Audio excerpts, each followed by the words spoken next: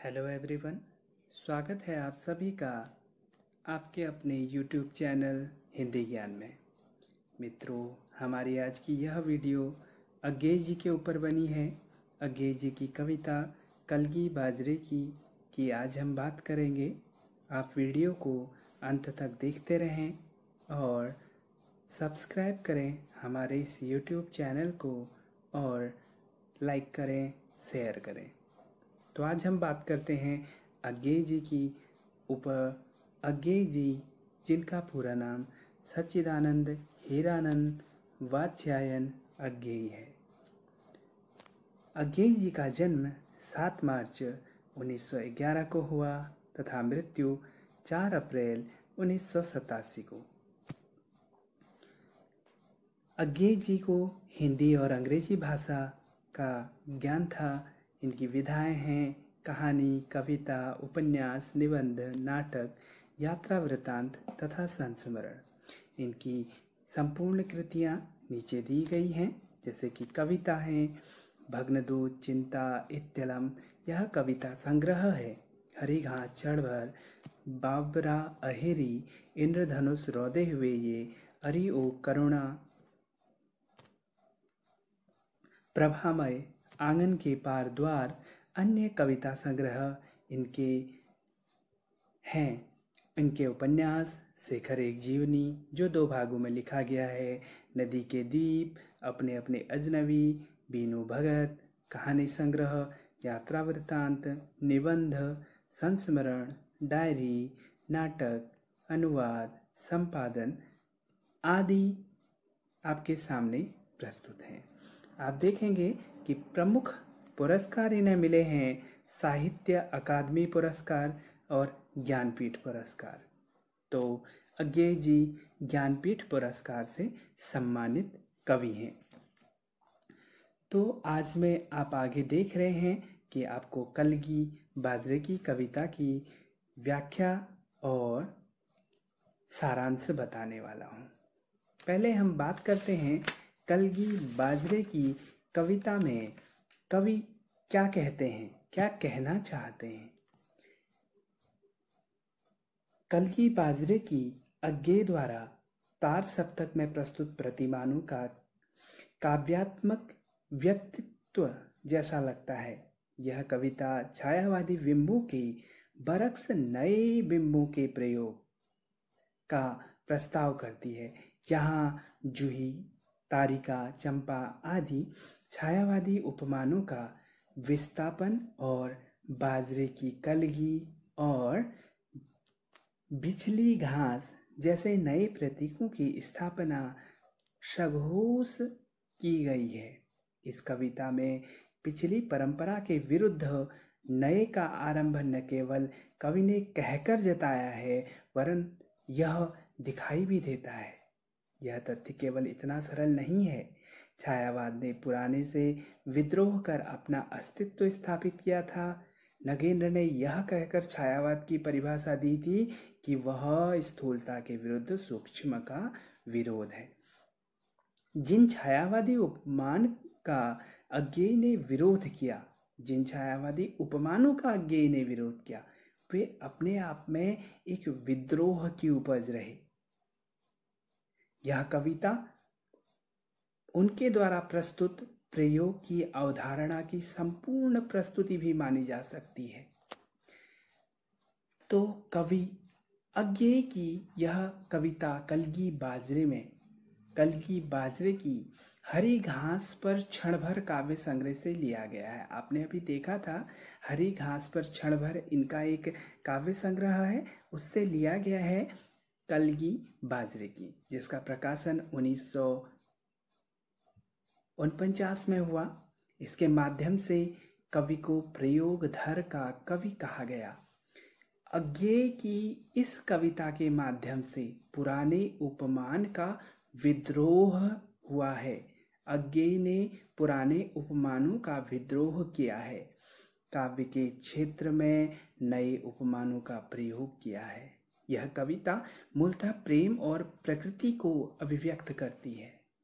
कवि इस कविता में प्रेयसी को किसी प्रकार से रीतिकालीन उपमानों तारिका, कमलनी, चंपे की कली जैसी सीमित उपमानों से नहीं सजाना चाहता। आप कविता में देखेंगे वह कवि उसे यदि कलगी बाजरे की या फिर बिचली घास कहता है तो उसे अपना प्रेम कहीं अधिक विस्तृत और फैला हुआ दिखाई देता है।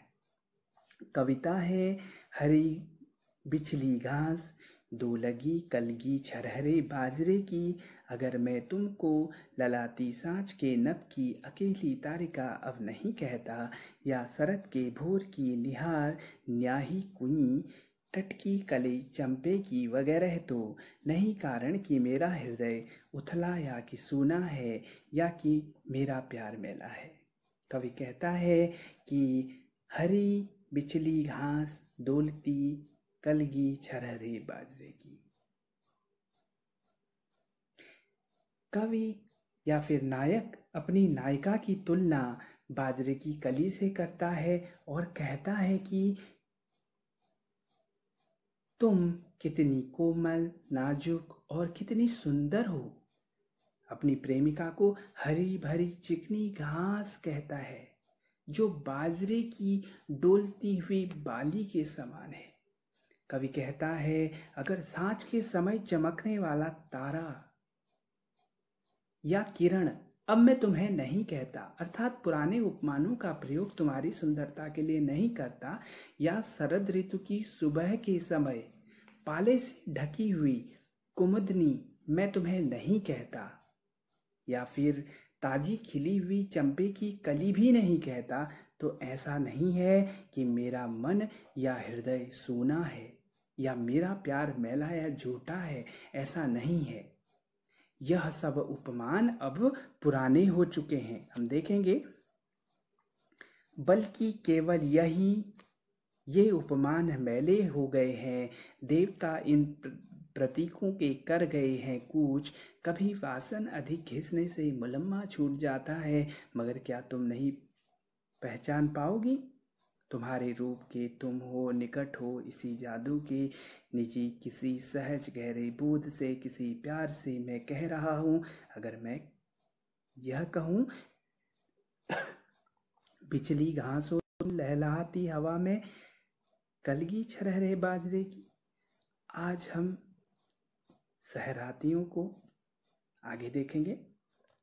अभी ये देखेंगे, कवि कहता है कि अगर मैं इस प्रकार के उपमानों का प्रयोग अगर नहीं कहता हूं तो इसका मतलब ये नहीं है कि मैं तुमसे प्यार नहीं करता, और ये भी नहीं है कि मेरा प्यार मैला या झूठा है।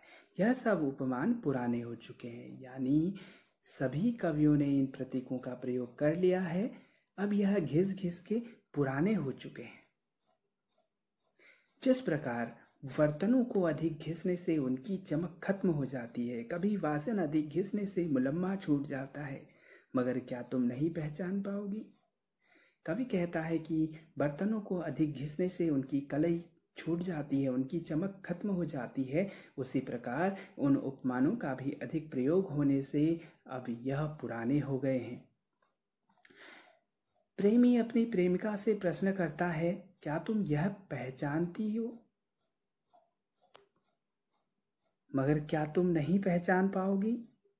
तुम्हारे रूप के तुम हो निकट हो इसी जादू के, निजी किसी सहज गहरे बोध से किस प्यार से मैं कह रहा हूँ। अगर मैं यह कहूँ बिजली घास हो तुम लहलहाती हवा में कलगी छरहरे बाजे की। कवि कहता है अगर मैं तुमको बिचली हरी घास लहलहाती बाजरे की कली कहूँ, क्या तुम्हें अच्छा नहीं लगेगा? तुम्हारे इस जादू के कारण मैं अपने निजी सहज गहरे भावबोध से यह कह रहा हूं कि तुम बिचली हरी घास से लहलहाती बाजरे की कली के समान हो। फिर आगे कहता, आज हम सहरातियों को पालतू मालंच पर संवरी जूही के फूल से सृष्टि के विस्तार का, ऐश्वर्य का, औदार्य का, कहीं सच्चा कहीं प्यार एक प्रतीक बिचली घास है, या शरद की सांझ के सूने गगन की पीठिका पर डोलती कलगी अकेली बाजरे की। कवि कहता है कि शहरी लोगों ने जो जूही के फूल हैं वह अपने बगीचों में पाले हैं। यह हरी भरी जो घास है वह सृष्टि का विस्तार है। जिससे कवि प्रेयसी की तुलना कर रहा है, उस घास की बात कर रहा है कि यह हरी भरी घास जो है सृष्टि का विस्तार है। यही ऐश्वर्य, समृद्धि, संपन्नता, शक्ति, सहनशीलता का प्रतीक है। यह बिछली हुई घास इस संसार के सफलता, सच्चाई, प्यार का प्रतीक है। यह शरद ऋतु की सांझ के समय सोने आकाश पर अपनी जगह डोलती हुई यह बाजरे की कलगी उस जूही के फूलों से भी सुंदर है।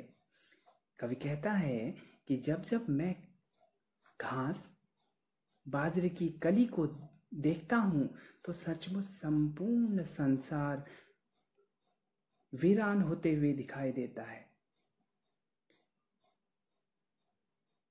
इस संस्कृति का समापन और भी सिमटा हुआ प्रतीत होता है और मुझे स्वयं को अकेले ही समर्पित कर देता हूँ। मैं अपने आप को स्वयं ही समर्पित कर देता हूँ।